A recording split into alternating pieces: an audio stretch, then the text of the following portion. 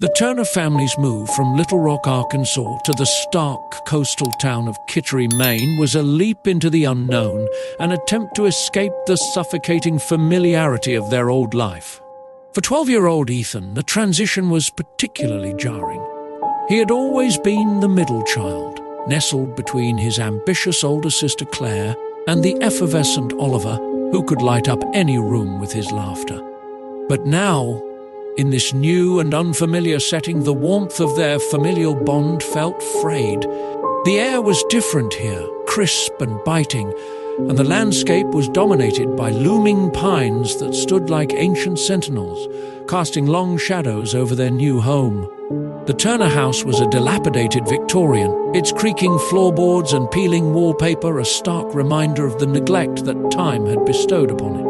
As his parents busied themselves with unpacking boxes and envisioning a fresh start, Ethan wandered through the house, feeling increasingly invisible amidst the chaos of their relocation. His parents, engrossed in their discussions about renovation plans and school choices, seemed oblivious to his quiet desperation. He yearned for connection, for someone to notice his existence and reassure him that he mattered. Instead, he was met with the sounds of bustling activity, the clatter of dishes and the rustle of paper, all while he felt like a ghost haunting his own home. The loneliness pressed heavily upon him, and he often found himself retreating into the dense woods behind their house, a place that felt both inviting and intimidating. The trees whispered secrets in the wind, their gnarled branches swaying like beckoning fingers. Here, he could escape the neglect, if only for a moment, losing himself among the shadows. He imagined adventures of exploration, conjuring friends from the depths of his imagination to accompany him on daring quests through the wilderness. As the winter months settled in, the world transformed into a frozen wonderland, but it only deepened his sense of isolation. The frigid air filled his lungs with sharp clarity, yet it did little to thaw the chill of his loneliness. In this desolate landscape, he felt the sharp pang of neglect from his parents, who seemed too consumed by their own struggles to notice his growing despair. As Ethan roamed the woods, he fantasized about finding a true friend, someone who could fill the void left by his family's distractions and share in his adventures. Little did he know that fate had a different plan, one that would lead him down a path of darkness, entwined with a sinister force that lurked just beyond the tree line. On one particularly bitter afternoon, with snow swirling around him like a restless spirit, Ethan found himself drawn deeper into the woods than ever before. The biting wind clawed at his cheeks, but he pressed on, feeling the weight of his loneliness lifting as he ventured farther from the suffocating confines of his new home. The trees towered above him, their trunks gnarled and twisted, casting long shadows on the blanket of snow below.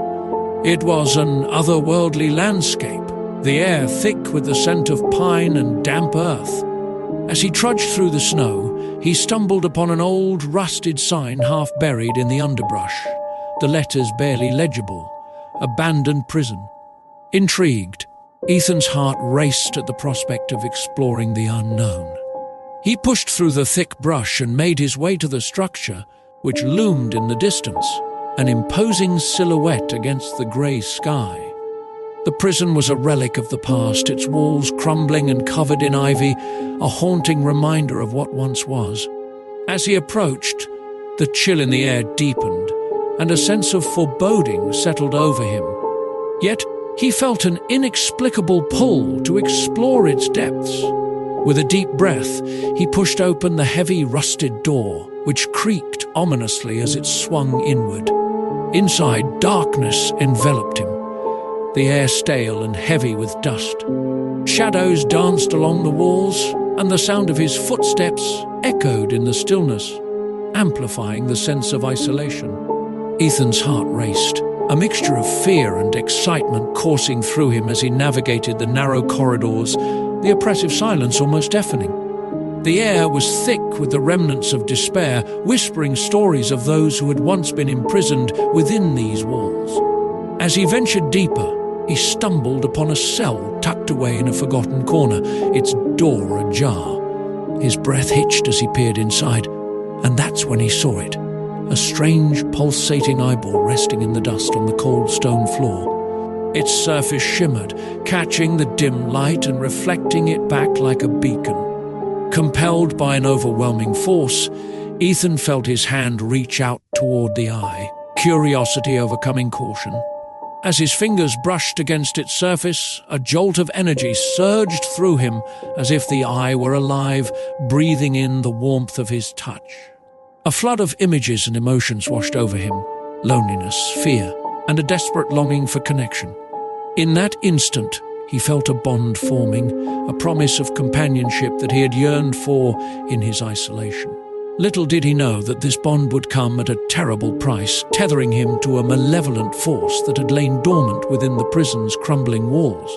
After discovering the eye, Ethan's life became a whirlwind of obsession and dread. The moment he returned home, the eye, now his prized possession, consumed his thoughts, its glowing presence a constant in the background of his mind. He kept it hidden under his bed, afraid of what his family might think, but also unable to bear the thought of being apart from it. Night after night he would lie awake, staring at its pulsating glow, entranced by the whispers that began to fill his mind. At first the whispers were gentle, coaxing him to embrace the connection he felt, telling him that he was no longer alone. But as days turned into weeks, the tone shifted, darkening into something sinister. The eye seemed to feed off his despair and loneliness, magnifying his fears and insecurities. Ethan found himself slipping into a state of paranoia, convinced that the eye held secrets he needed to uncover. Sleep became a distant memory, his nights filled with restless tossing and turning. The shadows in his room morphed into terrifying specters, creeping closer as he tried to shut his eyes. The more he tried to resist, the stronger the pull of the eye became, until he was compelled to keep it close at all times. The exhaustion took its toll. His body grew frail, cheeks hollowing, and dark circles forming under his eyes. School became unbearable as he struggled to focus, his grades slipping and teachers expressing concern. He felt like a ghost in his own life, an observer rather than a participant, lost in the web of madness spun by the eye. Conversations with Claire and Oliver grew strained, their concern for him met with defensiveness and irritation. "Just leave me alone," he would snap, retreating further into his dark world, unwilling to share the burden he had taken on. His obsession spiraled, his mental state deteriorating as the eye continued to exert its influence. It whispered promises of power and understanding, feeding his desire to be special, to be seen. Each day he felt himself unraveling, the line between reality and the eye's sinister grip blurring. The whispers turned into commands, urging him to act on his darkest impulses, to confront those who had wronged him. Ethan became a prisoner of his own mind, caught in a twisted game where the eye was both his ally and his captor. As Ethan descended deeper into his obsession, the effects of the eyeball began to ripple through the Turner family, their once harmonious home devolving into a battlefield of tension and misunderstanding. Claire, overwhelmed by her own academic pressures, grew frustrated with Ethan's increasingly erratic behavior. She had always been protective of her younger brother, but now his withdrawal and irritability felt like a wall she couldn't breach. "Why won't you just talk to me?" she pleaded one night, her voice tinged with exasperation. But Ethan could only retreat further into silence, the eye whispering in his ear, sowing seeds of discord between him and his sister. Oliver, too, felt the weight of the change. The laughter that once filled their home had been replaced by a suffocating tension. The games they used to play together lost their charm, and he began to withdraw into his own world, seeking solace in toys and make-believe adventures. The joyous noise of childhood had been stifled, replaced by the oppressive silence of a home caught in the grips of despair. The once vibrant atmosphere of the Turner household became heavy with unspoken words and unresolved conflict. Their dinners, once filled with laughter and conversation, turned into strained meals, each member lost in their own thoughts. Ethan could feel the darkness settling over them like a thick fog, suffocating and inescapable. The eye's malevolent influence seeped into their lives, feeding off the chaos and uncertainty. Each family member struggled in their own way.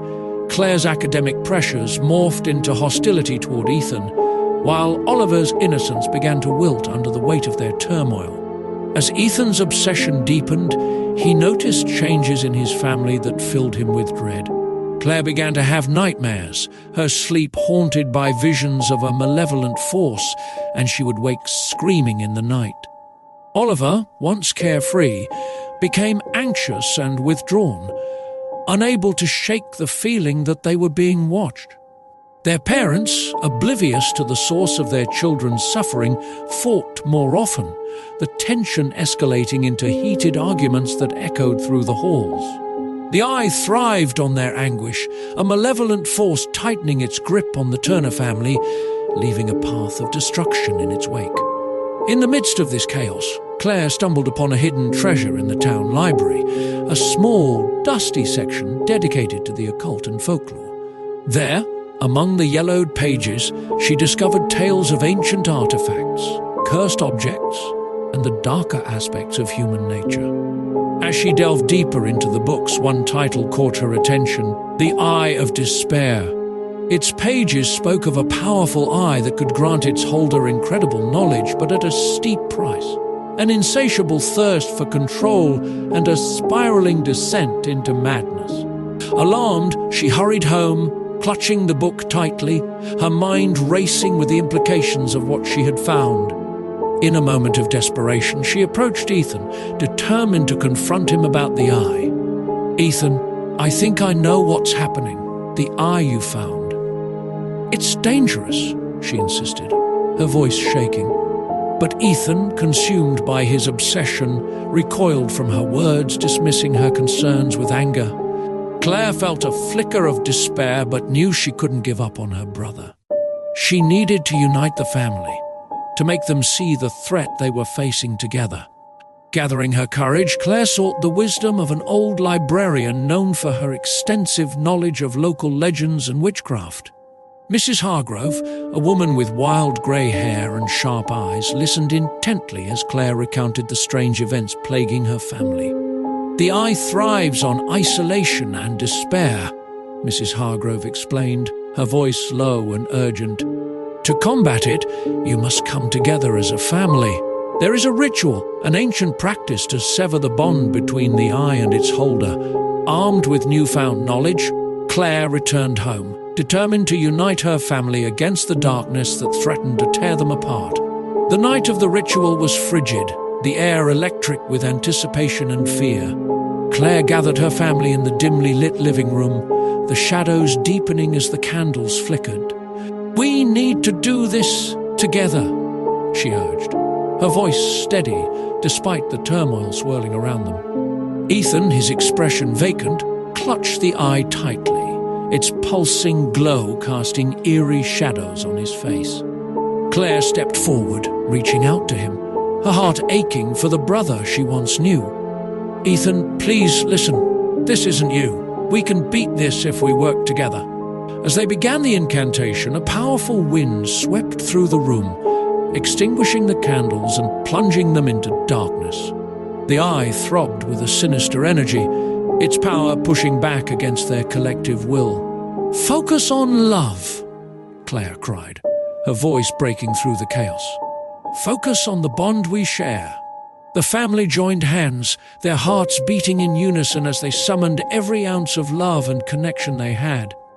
In that moment, the room erupted in a blinding light, the eye screeching in protest as it was wrenched from Ethan's grip.